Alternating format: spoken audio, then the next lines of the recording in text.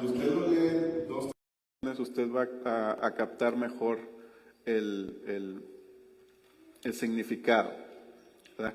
Esa palabra de encomendar, encomienda, en hebreo es algo así como rodar, ¿verdad? Eso es como que va rodando por el camino, ¿verdad? Incluso esa misma palabra la puede ver en otras palabras del Antiguo Testamento y está rodando, ¿verdad? Entonces, hay veces que son palabras figuradas que pueden tener varias formas de interpretación. Por ejemplo, en esta otra traducción dice, pon tu camino en las manos del Señor. ¿Ven cómo te va dando mejor idea, ¿verdad? Encomienda a Jehová tu camino. Bueno, eso es lo mismo, pero nos va dando una mejor idea del significado. Y bueno, vamos también a relacionar, ¿verdad?, las ideas de este salmo con una historia que estoy seguro que todos conocemos, pero vamos a tocar algunos episodios de la vida de José.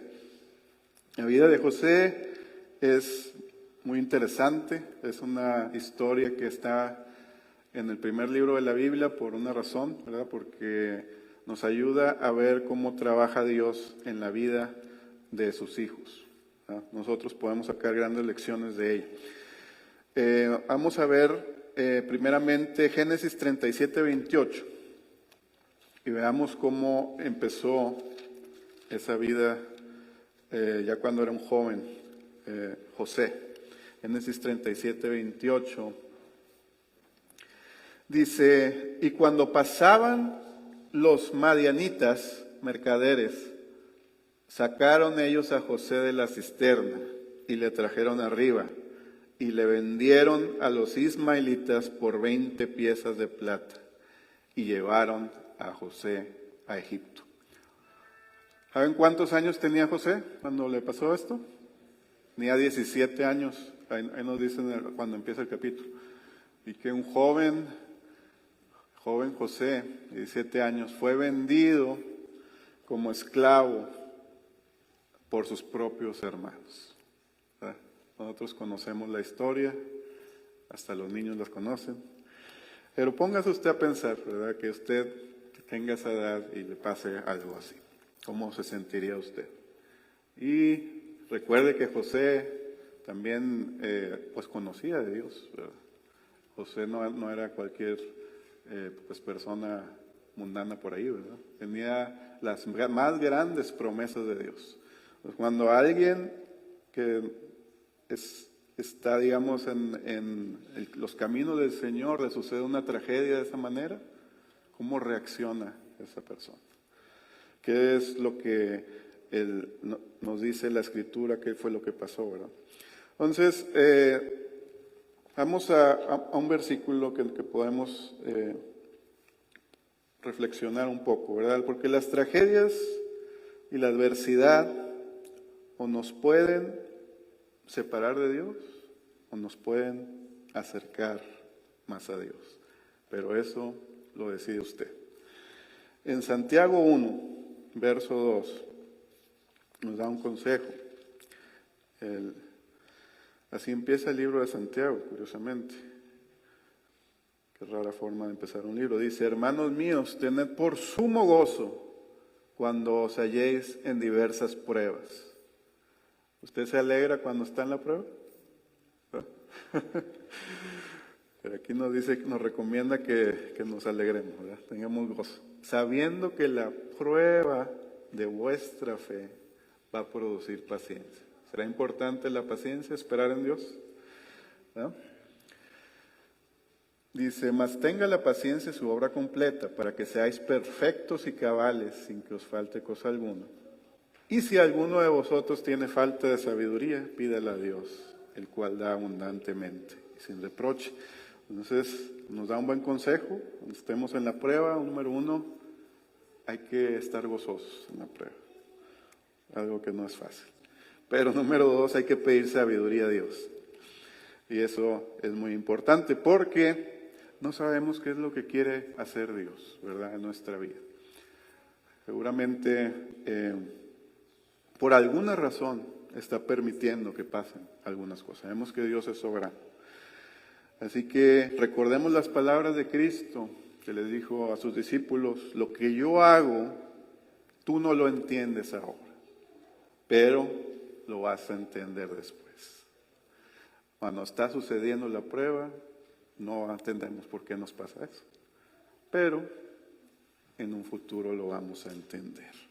Y eso es un principio bíblico que nos habla de la providencia de Dios, la voluntad permisiva de Dios, el cual yo lo he expresado de esta manera. Dios no provoca el mal, pero permite que el mal se manifieste para luego convertirlo en instrumento de su propósito perfecto.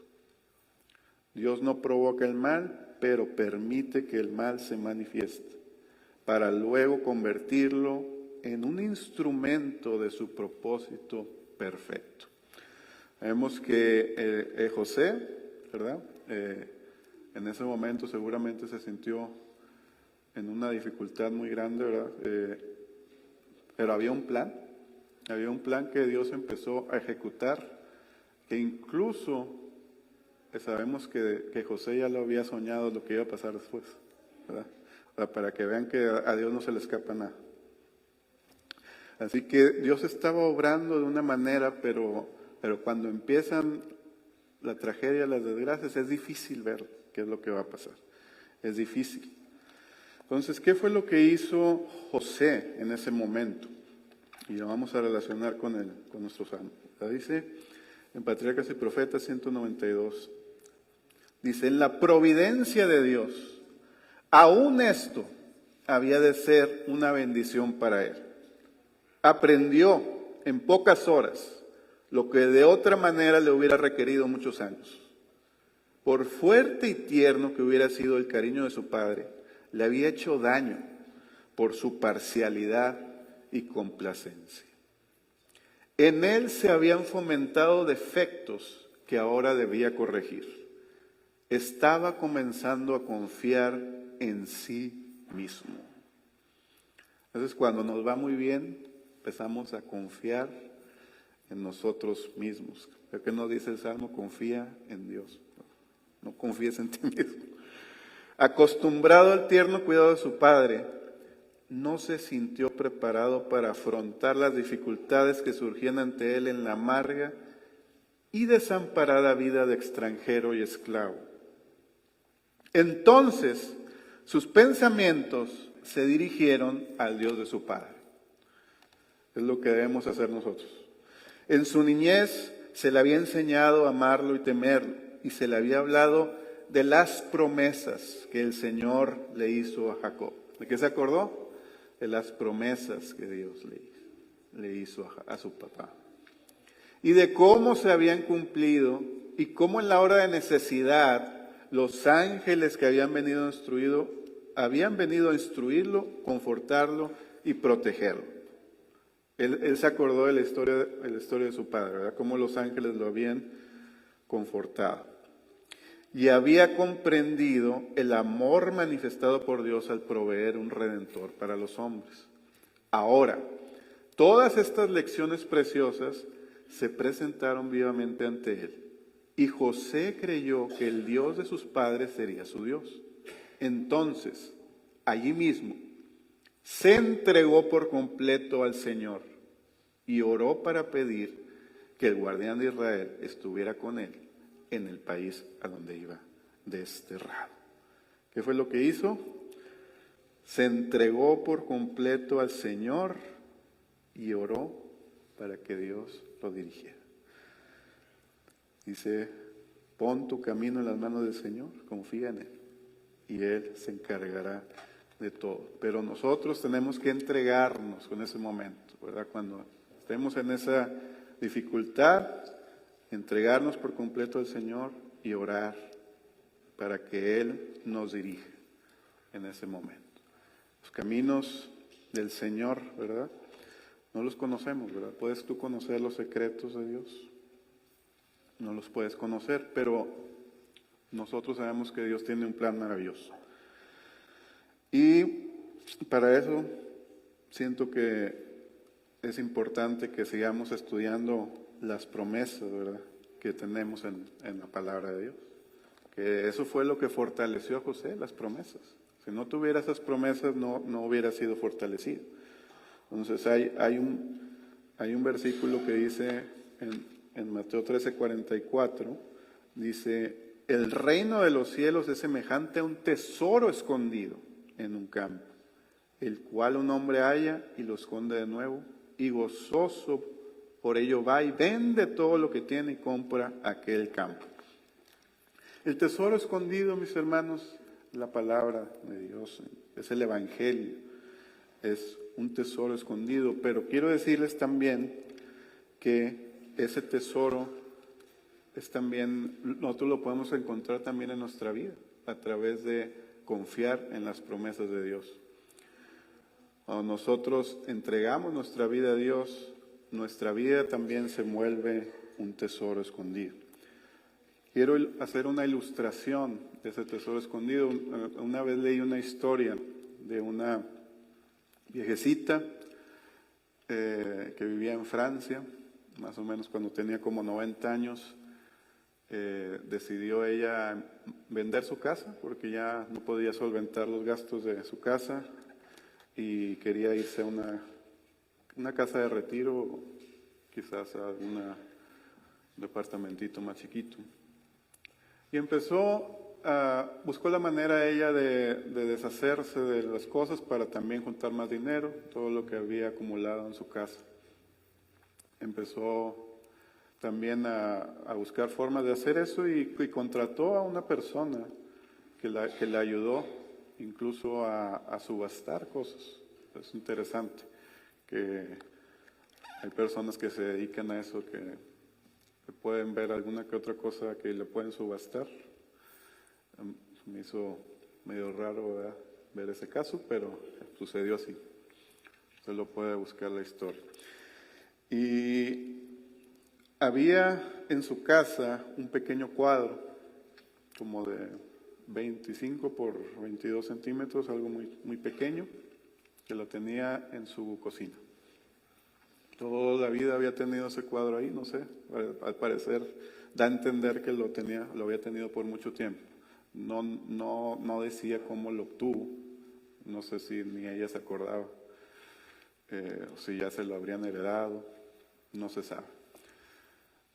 Ojalá hubiera más detalles de la historia porque se me hizo muy interesante, pero lo interesante de ese cuadro es que cuando el subastador lo vio, dijo: ese cuadro se ve muy, muy interesante, yo creo que a lo mejor puede valer mucho. Y entonces le dijo si le quisiera venderlo. Entonces investigó el señor y llegó a la conclusión, después de haber hecho su investigación, que era un cuadro de un pintor muy famoso de la Edad Media, con un valor aproximado como de $6 millones. La señora tenía ese cuadro ahí, no sabía cuánto costaba ese cuadro. Pero lo más interesante de la historia es que después, ya cuando lo pusieron ahora sí en la subasta, se vendió por $26 millones. Y pocos días después de la subasta falleció la señora. Así que a veces tenemos tesoros escondidos en nuestra vida. Están tan cerca, pero no nos damos cuenta, ¿verdad? Y ahorita vamos a hablar un poco de ello. En 2 Corintios 4 nos habla de estos tesoros, ¿verdad? 2 Corintios 4. Verso 1 dice: por lo cual, teniendo nosotros este ministerio según la misericordia que hemos recibido, no desmayamos. Verso 6. 2 Corintios 4, 6. Porque Dios, que mandó que de las tinieblas resplandeciese la luz, es el que resplandeció en nuestros corazones para iluminación del conocimiento de la gloria de Dios en la faz de Jesucristo. Pero tenemos este tesoro en vasos de barro, para que la excelencia del poder sea de Dios y no de nosotros, que estamos atribulados en todo, mas no angustiados, en apuros, mas no desesperados, perseguidos, mas no desamparados, derribados, pero no destruidos, porque llevamos en el cuerpo siempre a todas partes la muerte de Jesús. Tenemos este tesoro en vasos de barro. Ese tesoro somos nosotros, mis hermanos, porque el Señor trabaja en nosotros, en nuestra vida, como si fuéramos ¿qué? Unos vasos de barro. En Jeremías 18:6 nos hace alusión, ¿verdad? Jeremías 18:6 dice: no podré yo hacer de vosotros como este alfarero, casa de Israel, dice Jehová.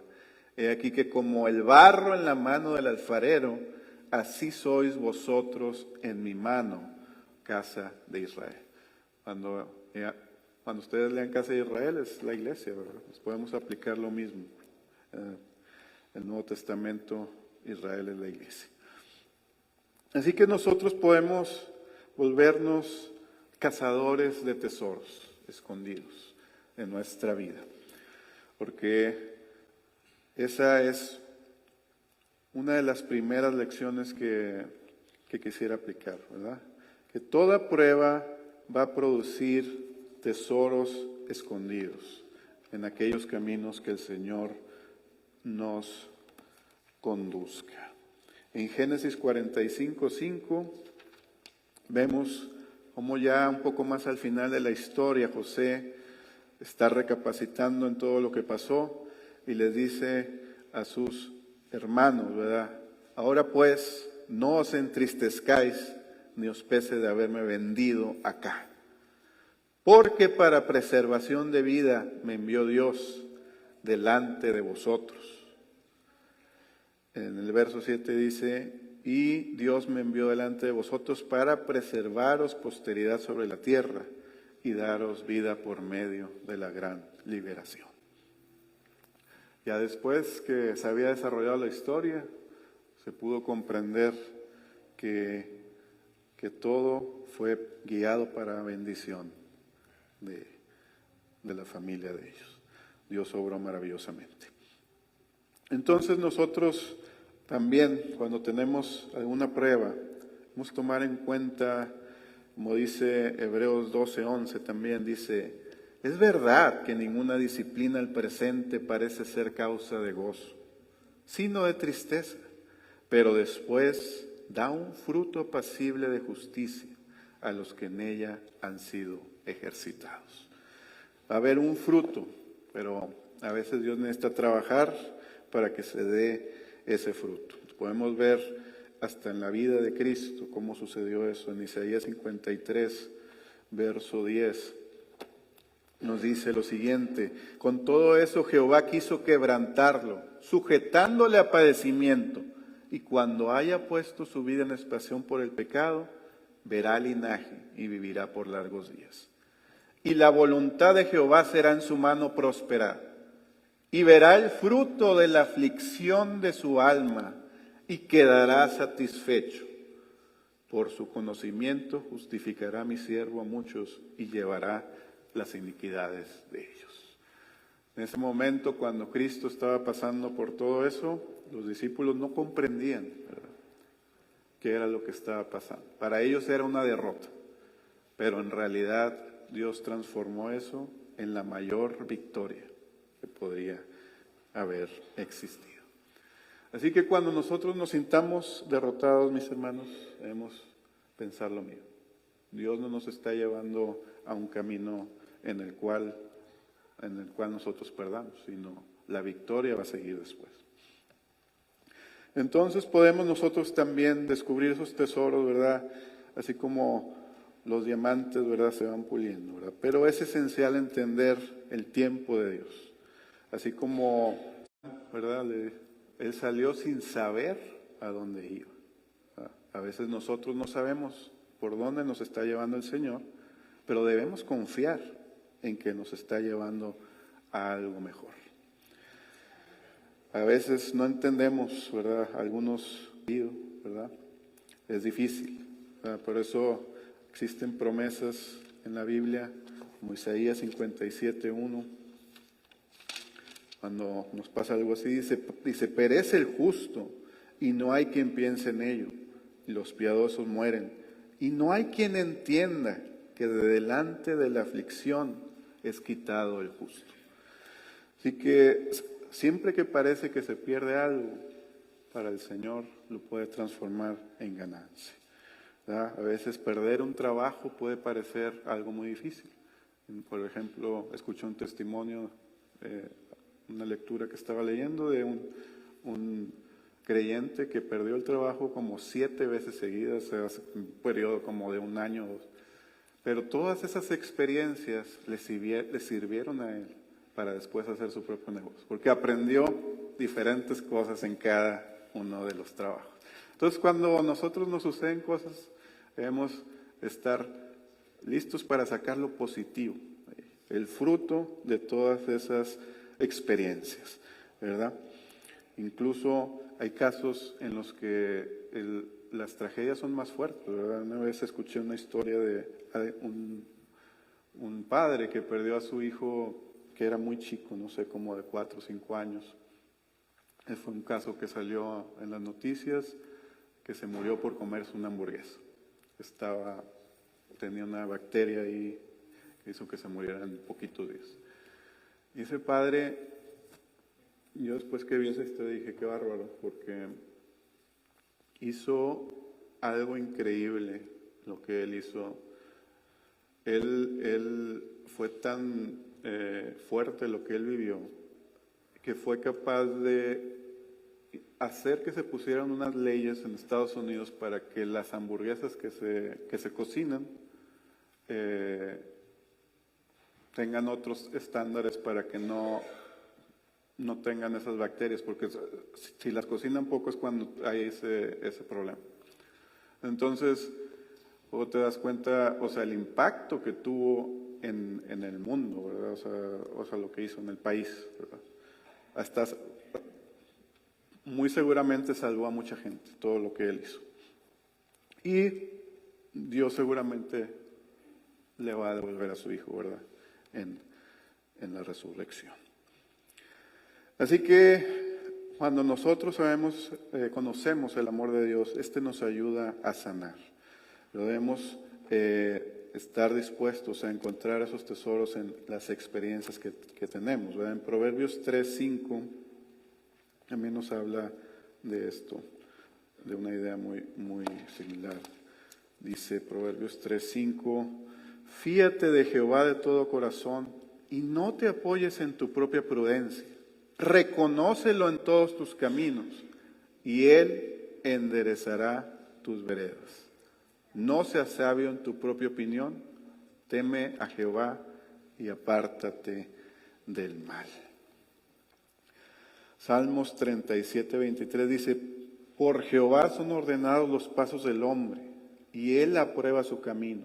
Y cuando el hombre cayere, no quedará postrado, porque Jehová sostiene su mano. Hay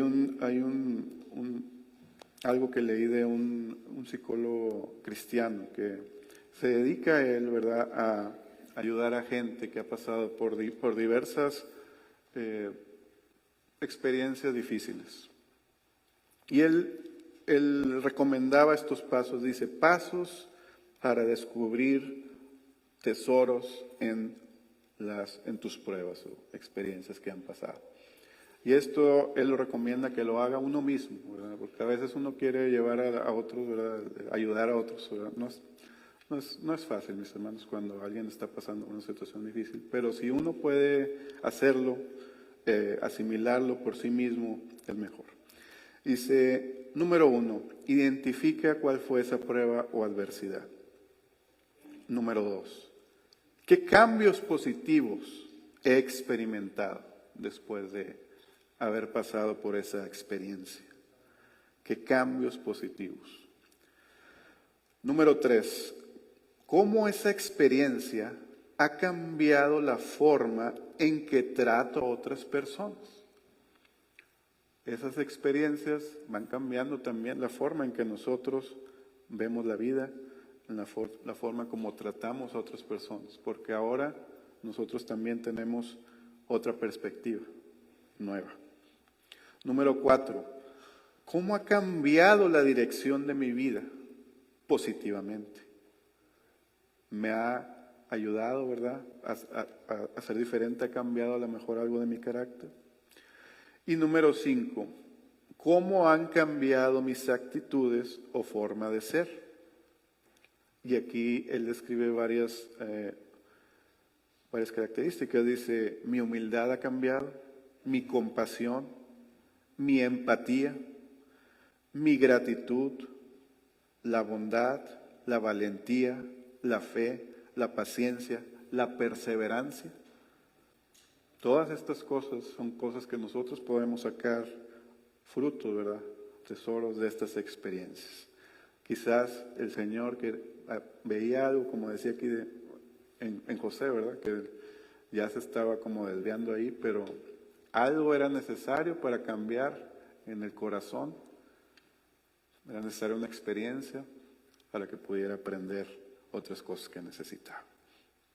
Y él pone un testimonio de una hermana, ¿verdad?, que él ayudó en una pareja en la cual ella había sido víctima de un abuso.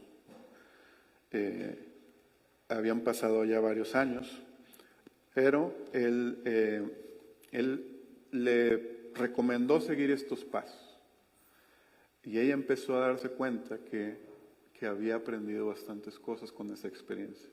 Se empezó a dar cuenta que podía ayudar a muchas personas al haber pasado por esa experiencia. Así que ella hasta hizo un ministerio para ayudar a mujeres que habían pasado por esa situación. Y ella tenía la empatía necesaria y toda la experiencia necesaria para tratar y ayudar a esas personas. Así que no sabemos, ¿verdad?, que aunque sea algo que Dios permitió, ¿verdad?, por alguna razón, recuérdense que Él no lo provocó, pero Dios lo permite, porque de alguna manera veía alguna bendición. Así que ella logró superar el problema que tenía por medio de acercarse a Dios y ver toda la gratitud y todos los frutos que ella pudo experimentar, pero una vez que ella siguió estos pasos. Porque cuando uno no se analiza, es difícil, ¿verdad? Pero cuando uno empieza a ver todas las cosas que Dios puede hacer, que puede sacar de esas experiencias, es algo increíble. Y sobre todo el amor que Dios nos puede dar. Dice Romanos 12:21, no seas vencido de lo malo, sino vence con el bien el mal. Y aquí lo que quiero enfatizar es el perdón. El cómo Dios puede hacernos perdonar a aquellas personas que nos hicieron incluso esos daños. Como podemos ver hasta en la historia de José también, cómo él perdonó a sus hermanos después de todo. Pero es increíble cómo el amor de Dios puede manifestarse de esa manera. Es algo que mundanamente hablando no existe, ¿verdad? Solo Dios puede hacer. Y así se puede manifestar el amor de Dios a otros niveles. Existe otra lección muy importante en la cual podemos ver cuál fue el secreto de José para afrontar todo esto. En Génesis 39 nos dice lo siguiente. Génesis 39, 1 y 2, dice, aquí fue cuando fue llevado con Potifar, dice, y llevado pues José a Egipto, Potifar, oficial de Faraón y capitán de la guardia, lo compró de los ismaelitas que lo habían llevado allá. Y luego, ¿qué dice en el verso 2? Mas Jehová estaba con José, y fue varón próspero y estaba en la casa de su amo egipcio. En el verso 20 también dice, eso ya fue después cuando pasó ahí una situación, ¿verdad?, que tuvieron que meterlo a la cárcel, ya sabemos, porque hubo ahí la esposa, ¿verdad?, fue la que lo metió en problemas, la esposa del Potifar. Dice, pero Jehová estaba con José y le extendió su misericordia y le dio gracia en los ojos del jefe de la cárcel. Y el jefe de la cárcel le entregó en mano de José el cuidado de los presos que había allí. Aquí lo más importante es que Dios estaba con José. Y así nosotros también, después de rectitud, el creyente en Dios apareciera en marcado contraste con los idólatras, para que así la luz de la gracia celestial brille en medio de las tinieblas del paganismo. A donde nos lleve Dios, ¿verdad? Dios quiere que Él sea glorificado por nuestra fidelidad. Hay un verso que viene también en el Salmo 37 que me llamó la atención, que dice, mejor es lo poco del justo, el verso 16, que las riquezas de muchos pecadores. A veces es necesario pasar penurias, pero tenemos que, para seguir en integridad, ¿verdad? No es fácil a veces, pero eso va a hacer que glorifiquemos a Dios. ¿Ah? Dice, si abrigáramos habitualmente la idea de que Dios ve y oye todo lo que hacemos y decimos, y que conserva un fiel registro de nuestras palabras y acciones, a las que tendremos que hacer frente en el día final, temeríamos pecar. Recuerden siempre los jóvenes que en cualquier lugar que estén, no importa lo que hagan, están en la presencia de Dios. Ninguna parte de nuestra conducta escapa a su mirada y no podemos esconder nuestros caminos al Altísimo.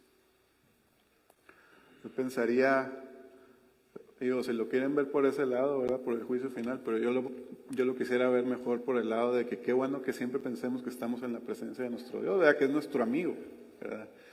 No que lo pensemos, digo, ojalá que no tengamos que pensarlo de esa manera, pero ya si es la única forma, pues, pues hágale como pueda, ¿verdad? Pero la verdad es que siempre hay que pensar que estamos en la presencia del Señor, donde quiera que andemos. Y eso es lo que dice ahí, ¿verdad? Jehová estaba con José, ¿verdad? Va a estar con nosotros, ¿verdad? Esa es la lección que les quiero dar. Puedes experimentar la presencia de Dios en cada momento, por difícil que sea la situación. Ese es algo que tenemos, ese privilegio de experimentar la presencia de Dios, ¿verdad? En Juan 8:28 nos habla de cómo Cristo lo hacía. Dice Juan 8:28. Dice, les dijo Jesús, cuando hayáis levantado el Hijo del Hombre, entonces conoceréis que yo soy y que nada hago por mí mismo, sino que según me enseñó el Padre así hablo. Porque el que me envió conmigo está, no me ha dejado solo el Padre, porque yo hago siempre lo que le agrada. ¿Por qué no lo había dejado su Padre? Porque hacía lo que le agrada. Y en Juan 5:30 nos menciona, no puedo yo hacer nada por mí mismo, según oigo así juzgo y mi juicio es justo, porque no busco mi voluntad, sino la voluntad del que me envió, la del Padre. Ojalá que nosotros también busquemos hacer la voluntad, no de nosotros, sino del Padre. Y bueno, en esta idea podemos resumir también, hay el verso 27 del Salmo 37 dice, apártate del mal y haz el bien, y vivirás para siempre. Se habla de la fidelidad. Porque Jehová ama la rectitud y no desampara a sus santos, porque para siempre serán guardados, mas la descendencia de los impíos será destruida. Vemos como ese salmo haciendo un contraste, ¿verdad?, entre los que van en el camino del mal, los que van en el camino del bien. Siempre, si usted va por el camino de Dios, siempre va a haber bendición. Aunque no sea instantánea, al final va a ser la bendición. Y el camino del mal puede parecer que usted va en la mejor bendición, pero el final no va a ser así. Y se dice que la descendencia de los impíos será destruida. Así que vamos a nuestra última lección, que dice, en la cual vamos a ver esa parte, lo que Dios hace, ¿verdad? Dios se encargará de todo, Dios lo hará. En Salmos 37:4 nos decía, deleítate a sí mismo en Jehová, y Él te concederá las peticiones de tu corazón. ¿Qué peticiones tienes tú en tu corazón, verdad? Tal vez Dios no lo haga en el momento que tú quieres, pero sin duda si tú esperas y tienes fe, Dios lo puede hacer. Dios tiene el momento adecuado para hacerlo. A veces yo he analizado mi vida, me he dado cuenta, ¿verdad?, que Dios me ha llevado por diferentes situaciones. Pero cuando analizo las cosas, digo, realmente cuando estaba pasando en esa situación no me imaginaba, ¿verdad?, que la bendición que iba a ser después. Porque en ese momento es difícil imaginar. Pero realmente algunas situaciones que parecían en ese momento una situación en la cual uno estaba pues perdiendo, realmente después se da cuenta que al final fue una bendición. Entonces ese es un principio bíblico. En Juan 50:15, ya estamos viendo ya al final de la historia de José. Juan 50:15. Digo, Juan no, Génesis. Juan ni tiene 50. Ustedes ya se andan sacando de onda, ¿verdad? Juan 50:15, es para ver si están despiertos. Juan 50:15 dice, digo Génesis 50:15, digo mal, Génesis 50:15. ¿Ven cómo termina la historia de José? Dice, viendo los hermanos que José, que su padre era muerto, dijeron, quizás nos aborrecerá José y nos dará el pago de todo el mal que hicimos. Todavía están preocupados los hermanos. Y enviaron decir a José, tu padre mandó antes de su muerte diciendo, así diréis a José, te ruego que perdones ahora la maldad de tus hermanos y su pecado, porque mal te trataron. Por tanto, ahora te rogamos que perdones la maldad de los siervos de Dios de tu padre. ¿Y qué hizo José? Y José lloró mientras hablaba. Vinieron también sus hermanos y se postraron delante de él y dijeron, henos aquí por siervos tuyos. Y le respondió José.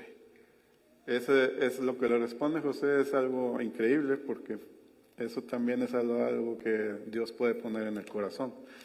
Que cualquier persona normal, pues sí, se venga de todo, ¿verdad? Después de todo lo que le iban hecho.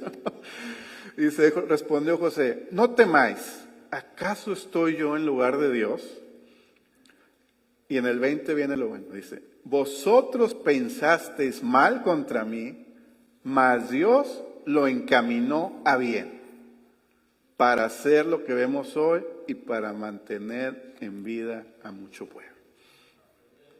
Que eso que ellos pensaron hacer mal, o que en ese momento, ¿verdad?, algo que parecía que era lo peor que le podrían haber hecho, Dios lo encaminó a bien. Y eso es lo que Dios puede hacer en tu vida.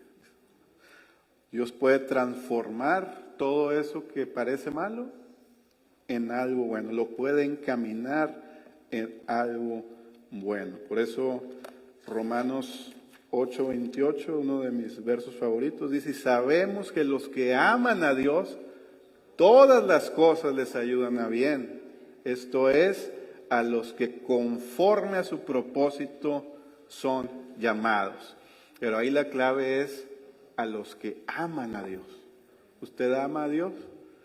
Entonces, no se preocupe, porque todas las cosas le van a ayudar a bien. Eso es lo importante, la condición. Hay que amar a Dios para que todo salga bien. Entonces la lección es, Dios es soberano y voltea cada prueba en una bendición. Como ya lo hemos visto, Dios puede transformar todo lo malo en un tesoro escondido. Una pequeña ilustración, ¿verdad? Una historia que en un pequeño pueblo había un tejedor de tapices y este tenía un hijo. Le dice, hijo, termina este tapiz que te dejo aquí, más o menos le dio las instrucciones y se fue. Y el hijo pues ya sabía más o menos, empezó a trabajar, empezó a hacer todo el diseño, pero una noche sin que él se diera cuenta vino alguien un enemigo de ellos, que tenía envidia de ellos, y tejió un hilo negro que arruinó todo el diseño. Entonces, cuando lo vio el hijo se entristeció, ya se había arruinado todo y se dio por vencido, dijo ya no tiene remedio. Pero cuando regresó el padre, agarró el tapiz y empezó a usar ese hilo de una manera que hizo una sombra maravillosa en el diseño y quedó más bello de lo que hubiera él pensado. Entonces, volvemos a enfatizar, ¿verdad? Dios no provoca el mal, pero permite que el mal se manifieste para luego convertirlo en un instrumento de su propósito perfecto. Dios no quitó el hilo negro, pero lo usó para que quedara mejor el diseño. Y Dios tampoco lo puso ahí, ¿verdad? Ese fue el diablo. Entonces, podemos ver nosotros que el final es lo que importa. Hermanos, en todos los partidos de fútbol, no importa cómo sea el partido, lo que importa es el final. El marcador final es lo que va a importar. Así que si va perdiendo, lo importante es que al final gane, ¿verdad? Entonces al final Dios mete los goles, ¿verdad? Y gana. Entonces que es como debemos de ver la vida. Que realmente el final ni siquiera es cuando nos morimos, ¿verdad? Es después de la muerte. Por eso el Salmo 37 también, usted va a notar que muchas veces está hablando de la heredad, está hablando del futuro. Dice Salmos 37:9, dice, porque los malignos serán destruidos, pero los que esperan en Jehová, ellos heredarán la tierra. Pues de aquí a poco no existirá el mal, observará su lugar y no estará allí, pero los mansos heredarán la tierra y se recrearán con abundancia de paz. Les recuerdo también Hebreos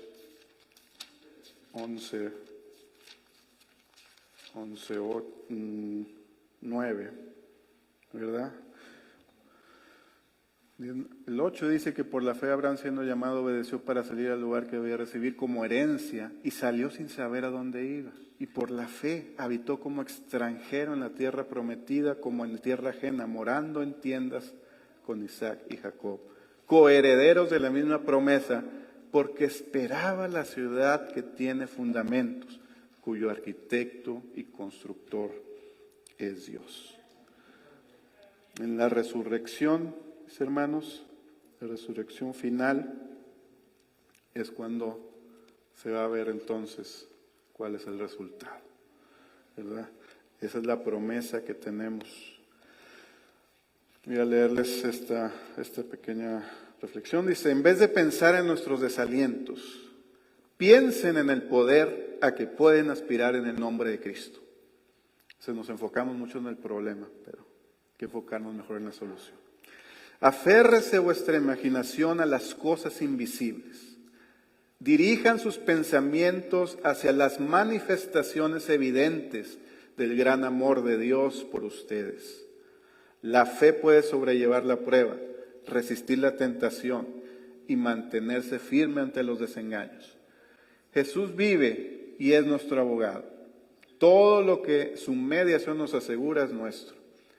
Dios no consentirá en que sea dejado solo uno de sus fieles obreros para que luche con gran desventaja y sea vencido. Él guarda como preciosa joya a todo aquel cuya vida está escondida con Cristo en él. De cada uno de ellos se dice, te pondré como anillo de sellar, porque yo te he escogido. Ageo 2:23. Por tanto, hablen de las promesas. Hablen de la buena voluntad de Jesús para bendecir. No nos olvida ni un solo instante. Cuando, a pesar de las circunstancias desagradables, sigamos confiados en su amor y unidos íntimamente con Él, el sentimiento de su presencia nos inspirará un gozo profundo y tranquilo. Acerca de sí mismo Cristo, nada hago por mí mismo, sino que, según me enseñó el Padre, así hablo, porque el que me envió conmigo está. No me ha dejado solo el Padre, porque yo hago siempre lo que le agrada. La presencia del Padre rodeaba a Cristo, y nada le sucedía que Dios, en su infinito amor, no permitiera para bendición del mundo. Esto era fuente de consuelo para Cristo y lo es también para nosotros. El que está lleno del Espíritu de Cristo vive en Cristo. Lo que le sucede viene del Salvador, quien le rodea con su presencia. Nada podrá tocarle sin permiso del Señor. Todos nuestros padecimientos y tristezas, todas nuestras tentaciones y pruebas, todas nuestras pesadumbres y congojas, todas nuestras privaciones y persecuciones, todo, en una palabra, contribuye a nuestro bien. Todos los acontecimientos y las circunstancias